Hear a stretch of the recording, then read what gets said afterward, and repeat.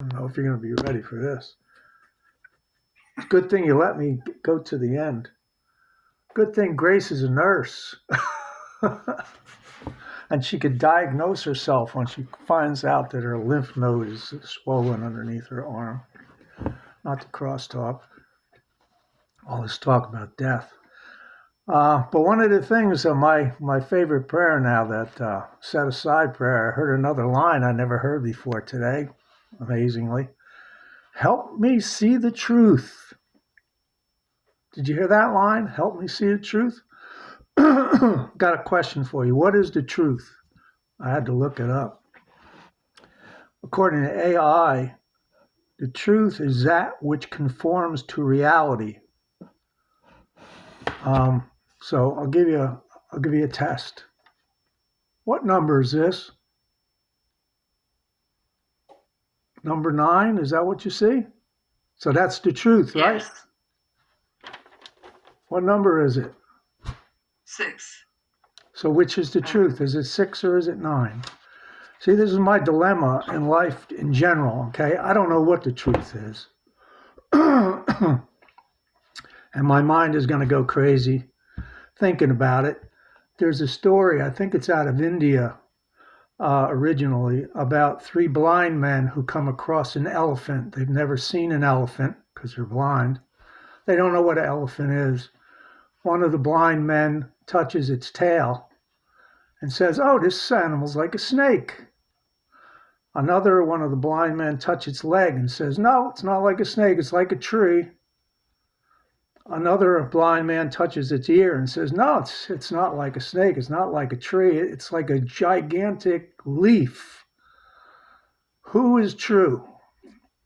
And whenever I hear that word God, it always, like, my first instinct is to go back to the God that Keith was talking about earlier, the God that you pray to when you want something. I called the Santa Claus God. Here's my list, God. This is what I want. I'm going to be good. I'm going to follow all your rules and regulations. I'm not going to be a bad boy. And so, I want this. Give me this. And I don't know what God is. I'm not even sure what my higher power is anymore, because the truth for me is that I don't think I can understand. I think it's inconceivable, it's uncomprehendable what that higher power is for a human being. The same way it would be uncomprehendable for a chimpanzee, our closest cousin, to understand our society. Um, Orangutan, an ape, they have their limitations. They can't speak. They have very rudimentary use of tools, and that's a limitation for them. And I think human beings have that same limitation.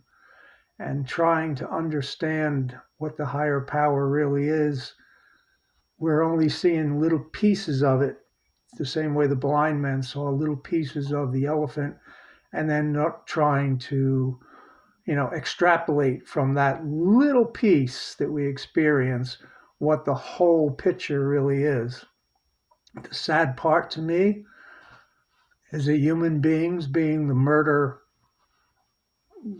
murderous animals that we are, will take an idea that God is like Jesus, or God is like Yahweh, or God is like Krishna, or God is like Allah, and fight about it and kill each other about it and try to push our ideas onto someone else. Well, they're wrong. Therefore, they need to be killed because they won't conform to my viewpoint of what God is.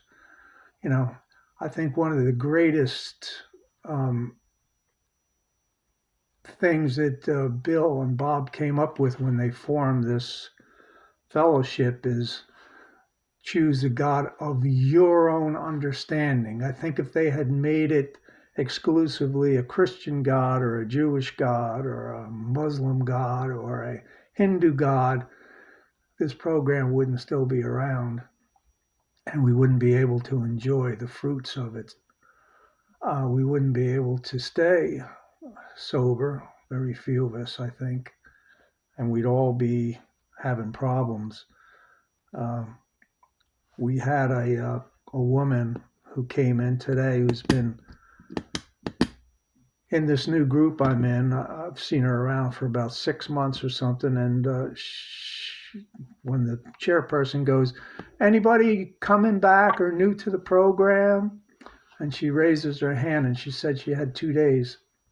Here's someone who had, I don't know how much time she actually had, but something happened to her 2 days ago and she wound up going out again. That's a sad thing, isn't it? But the happy thing is that we're still there for her, you know, and she had the courage to come back and admit that.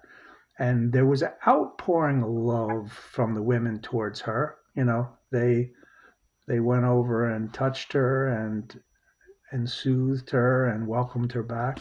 And that's the great thing about the program of Alcoholics Anonymous, I believe. Thanks for listening.